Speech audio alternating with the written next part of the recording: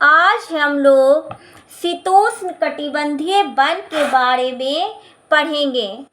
शीतोष्णकटिबंधीय one को मध्य अक्षांशीय one भी कहा जाता है। मध्य अक्षांशीय वन का मतलब हो गया कि वैसे वन जो 30 to 60 डिग्री अक्षांश रेखाओं के बीच में पाई जाती है, उन वनों को शीतोष्णकटिबंधीय वन कहा जाता है या मध्य अक्षांशीय वन कहा जाता है। अब इसके 3 प्रकार हैं। सबसे पहला है मध्य अक्षांशीय सदाबहार वन, दूसरा मध्य अक्षांशीय पर्णपाती वन और तीसरा है भूमध्य सागरीय वन। अब एक एक करके इसके बारे में पढ़ते हैं। तो सबसे पहले है मध्य अक्षांशीय सदाबहार वन। तो सदाबहार वन वैसे वन को कहा जाता है जो कि सालों भर हरे भरे रहते हैं। तो जो मध्य अक्षांश पर जो सदाबहार वन है वो महाद्वीप के पूर्वी भागों पर पाए जाते हैं। मतलब महाद्वीप का जो पूर्वी हिस्सा है उन हिस्सों पर सदाबहार वन पाए जाते हैं। और इन वनों की जो पत्तियां होती है, इन वनों की पत्तियां काफ़ी चौड़ी होती है।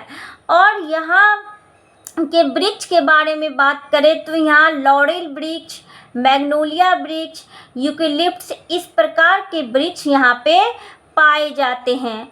और ये सदाबहार वन जो हैं किन किन देशों में पाए जाते हैं, तो ये दक्षिणी चीन में पाया जाता है, जापान में, दक्षिणी ब्राज़ील में, दक्षिण पूर्व संयुक्त राज्य अमेरिका, इन सब क्षेत्रों में जो है इस प्रकार के वन पाए जाते हैं।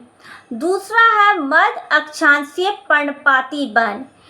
तो मध्य अक्षांश पर पड़ने वाले पर्णपाती वन, तो पर्णपाती वन वैसे वन हैं जो कि साल भर में एक बार अपने पूरे वृक्ष के पत्ते को गिरा देते हैं। तो जो मध्य अक्षांश पर जो पर्णपाती वन होते हैं ये शीत ऋतु आने के ठीक पहले अपने पत्ते को गिराने का काम करते हैं। ऐसा इसलिए वो करते हैं कि वो अपना ठंड से बचाव कर सके। यहाँ की जो मिट्टी होती है, यहाँ की मिट्टी काफ़ी उपजाऊ मिट्टी होती है, काफ़ी पोषक तत्व वाली मिट्टी होती है। और यदि मिट्टी का प्रकार में देखें तो यहाँ पौडजौलिक मिट्टी पाई जाती है जो कि काफ़ी उपजाऊ मिट्टी होती है। और इन वनों में जो है वृक्ष का बात करें तो देखिए यहाँ वालनट, मैपल, एस, चेस्टनट इस प्रकार के वृक्ष जो है यहाँ पाए जाते हैं। और किन किन देशों में पाए जाते हैं, तो ये उत्तर पूर्वी अमेरिका में, दक्षिणी चिली में इस प्रकार के वन वैसे स्थान पर पाए जाते हैं जहाँ की जलवायु जो है ठंडी होती है, वहाँ इस प्रकार के वन पाए जाते हैं। तीसरा है भूमध्य सागरीय वन। तो भूमध्य सागरीय वन वैसे वन को कहा जाता है जो कि भूमध्य सागरीय वन नाम क्यों है पहले इसको समझिए। भूमध्य सागर के आसपास इन वनों का क्षेत्र अधिक होने के कारण इन वनों का नाम जो है भूमध्य सागरीय वन रख दिया गया। मतलब कि जो भूमध्य सागर है उसके आसपास के क्षेत्र में इस प्रकार के वन अधिक मिलते हैं, इसलिए इस वन का नाम भूमध्य सागरीय वन है। अब ये वन जो है कहाँ पाए जाते हैं, तो ये महाद्वीपों के पश्चिमी हिस्से में पाए जाते हैं। जिस प्रकार से सदाबहार वन महाद्वीप के पूर्वी भाग में पाए जाते हैं, उसी तरह भूमध्य सागरीय वन जो हैं वो महाद्वीप के पश्चिमी भागों में पाए जाते हैं। और यहाँ की जो जलवायु है तो ग्रीष्म ऋतु में यहाँ गर्म और शुष्क रहती है, जबकि जो ठंड ऋतु होती है वहाँ से ठंड होती है, ठंड ऋतु में वहाँ से मौसम ठंडा और आर्द्र रहता है। और बारिश जो है यहाँ ये जाड़ा में जो है ठंड के मौसम में यहाँ बारिश होती है।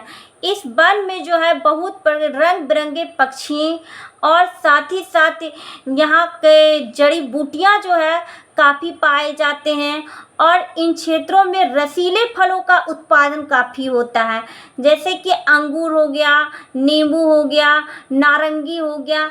इस प्रकार के जो फल हैं, जो कि रसीले फल हैं, उन फलों का उत्पादन होता है इन क्षेत्रों में। और यहाँ यदि वृक्ष की बात करें तो यहाँ देखिए कॉर्क, जैतून, पाइन, इस प्रकार के वृक्ष जो हैं इन वनों में पाए जाते हैं। और ये वन जो है तो आपको बताए हैं कि ये भूमध्य सागर के आसपास के क्षेत्रों में इन वनों का ये वन काफ़ी अधिक हैं। तो ये भूमध्य सागर के आसपास के इलाके में पाए जाते हैं। कैलिफोर्निया में पाए जाते इस प्रकार के वन, दक्षिणी अफ्रीका का दक्षिणी हिस्सा में, मध्य चिली में, दक्षिण पश्चिमी ऑस्ट्रेलिया में इस प्रकार के वन पाए जाते हैं। ठीक है। अब अगला है आपका शंकुधारी वन या टैगा वन। तो शंकुधारी वन जो पाए जाते हैं ये उच्च अक्षांश पर पाए जाते हैं, लेकिन उच्च अक्षांश पर तो ये वन पाए जाते हैं, लेकिन ऊंचाई पर भी जाने पर इस प्रकार के वन पाए जाते हैं। जैसे कि देखिए, जैसे हिमालय पर्वत है, हिमालय पर्वत उच्च अक्षांश पर नहीं है, लेकिन वहाँ जब आप ऊंचाई पर जाइएगा तो आपको वहाँ भी शंकुधारी वन मिलेंगे। मतलब ऊंचाई पर, पर्वतों के ऊंचाई पर भी जाने पर इस प्रकार के वन पाए जाते हैं। तो यहाँ की जो ये जो वन है, इन वनों की जो पत्तियाँ होती है वो काफ़ी नुकीली होती है।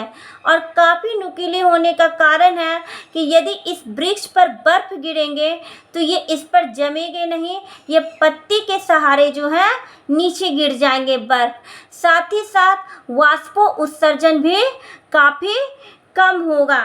और यह इन वनों के जो शंकुधारी वन होते हैं उनकी लकड़ी जो है काफ़ी मुलायम होती है, मुलायम लकड़ी होती है इन वनों की।